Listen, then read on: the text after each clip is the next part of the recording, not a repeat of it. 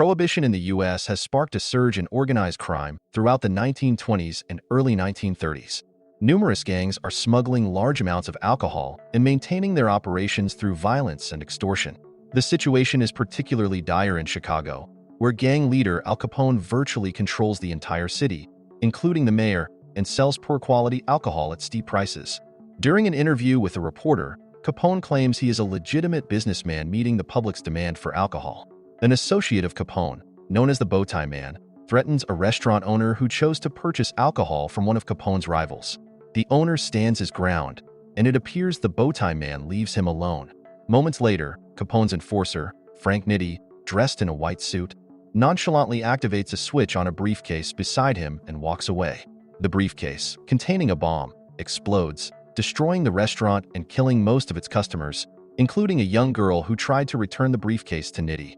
Treasury Department agent Elliot Ness is tasked with leading the fight against Capone and his organized crime empire. Ness initially plans to conduct raids with a large team of uniformed officers, but his first attempt fails when he raids a warehouse filled with umbrellas. It's suggested that the warehouse did contain alcohol, but Capone's men were forewarned by the corrupt police chief, Mike Dorsett. Feeling humiliated by the disaster and looking for new strategies, Ness randomly meets Jimmy Malone, an honest Irish patrolman who knows how Capone operates. Ness decides to seek his guidance. Initially hesitant, Malone advises Ness to be as ruthless as the criminals he aims to defeat. If he pulls a knife, you pull a gun. If he sends one of yours to the hospital, you send one of his to the morgue. That's the Chicago way, and it's how you get Capone. With widespread corruption in the Chicago police, Malone recommends that Ness recruit officers straight from the police academy to find team members who haven't been influenced by Capone yet. They begin by picking George Stone, the academy's top shooter. When Stone reveals his true name is Giuseppe Petri, Malone becomes antagonistic, taunting Stone about his Italian background. Stone quickly draws a backup gun and aims it at Malone's throat. Malone then relaxes, saying he respects Stone's willingness to stand his ground. Ness, though slightly unnerved, agrees with Malone. With the addition of the scholarly Treasury accountant Oscar Wallace, assigned to Chicago from Washington, Ness now has an uncorruptible squad ready to take on Capone. Wallace proposes indicting Capone for income tax evasion, but Ness is hesitant due to Capone's tight grip on the city's illegal liquor trade and his murderous history. Nevertheless, Wallace argues that it is a viable strategy. Their initial strike occurs at a post office on South LaSalle Street, where Capone's illicit liquor is stored. Malone and other officers are aware of the stash but avoid it to keep Capone's wrath at bay. The raid is successful without issue, but Capone responds brutally by killing the man overseeing the storeroom with a baseball bat at a large gathering, sending a clear warning to his associates. As their operations gain momentum and press attention, Wallace digs deeper into Capone's financial dealings. Meanwhile, a dubious Chicago alderman under Capone's influence attempts to bribe Ness to abandon the investigation. Ness vehemently refuses, throwing him out in front of his team. The alderman sarcastically labels them untouchable and warns that Capone, known for killing cops, can reach anyone he wants. This threat materializes when Nitti makes subtle threats to Ness and his family outside their home, driving off before Ness can act. Recognizing the danger, Ness relocates his wife and daughter to a safer location. Shortly after, Malone and Stone inform Ness of a substantial whiskey shipment from Canada, and the team heads north to organize a raid at the border. During a rigorous raid, Ness' team and a group of Royal Canadian Mounted Police intercept a significant shipment, either arresting or taking down everyone involved in the illegal operation. Stone gets shot in the shoulder during the commotion, but Wallace steps up, showing unexpected bravery by taking down several henchmen and even using his shotgun as a club when he runs out of ammo. Meanwhile, Malone successfully captures George Costa, one of Capone's pivotal bookkeepers, with the intent of getting him to testify against Capone. As events unfold, Wallace discovers a detailed ledger within Costa's briefcase that contains records of substantial financial transactions, including a curious entry related to the circuit court.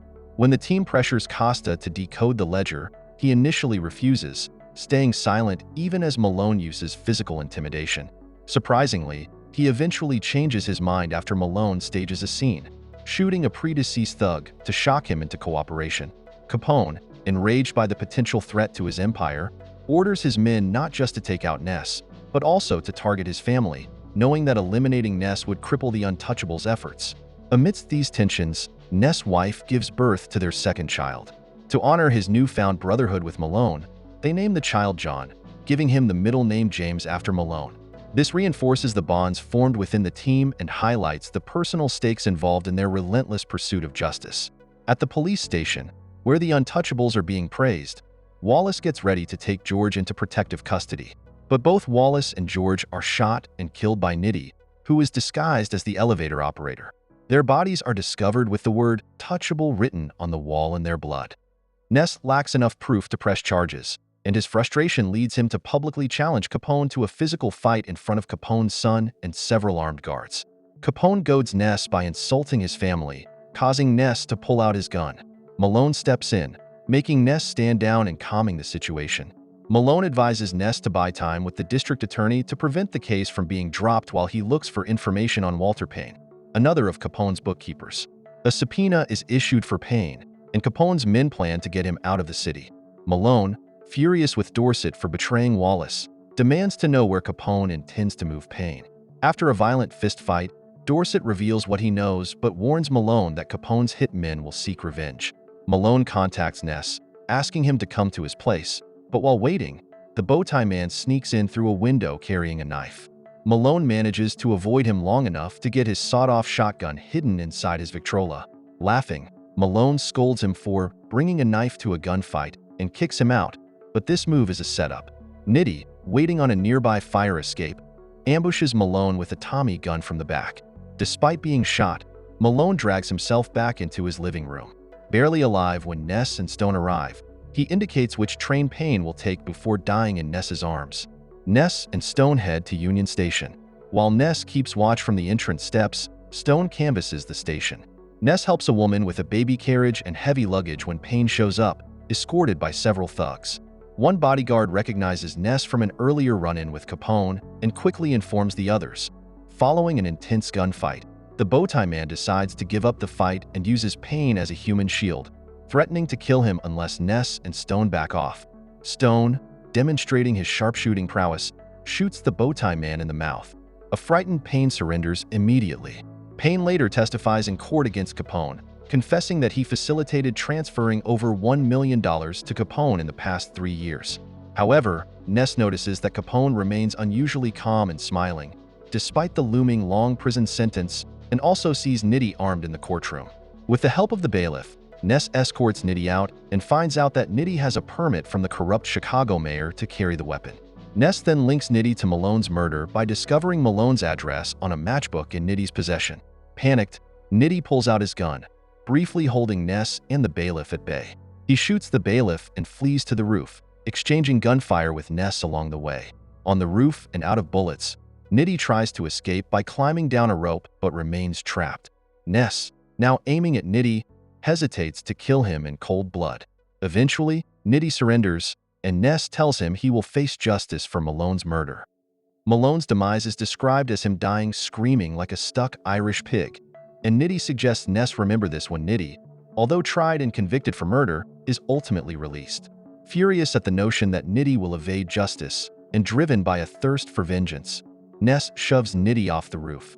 As Nitti falls, Ness yells, "Did he sound anything like that?" before Nitti meets his end on a parked car below. Back inside the courthouse, Stone presents Ness with a document from Nitti's jacket, revealing bribes given to jurors, which explains Capone's calm demeanor. Nonetheless, the judge shows no intent of using this evidence and seems ready to acquit Capone, inadvertently exposing his own corruption or fear of Capone. In a desperate move, Ness convinces the judge to act justly, bluffing that the judge's name is listed in the bookkeeper's ledger of bribes. Consequently, the judge orders a jury swap with another trial. Before proceedings resume, Capone's lawyer, without Capone's approval, changes the plea from not guilty to guilty. Capone is then sentenced to 11 years in prison. Ness mocks Capone, who shouts at Ness while being led away by the police. Later, as Ness clears out his office, he ponders over the St. Jude medallion that Malone had carried for many years, attached to his call box key, and which Malone had given him before he died. Ness decides to give the medallion to Stone, believing that Malone would have wanted this since St. Jude is the patron saint of police officers. Outside, a reporter approaches Ness, seeking a comment, but Ness downplays his importance in the recent events. When the reporter notes that prohibition is likely to be repealed and asks about Ness's future plans, Ness replies, "I think I'll have a drink." Don't forget to subscribe and turn on the notification bell if you want to watch more videos like this. Thank you for watching and see you again soon. Take care.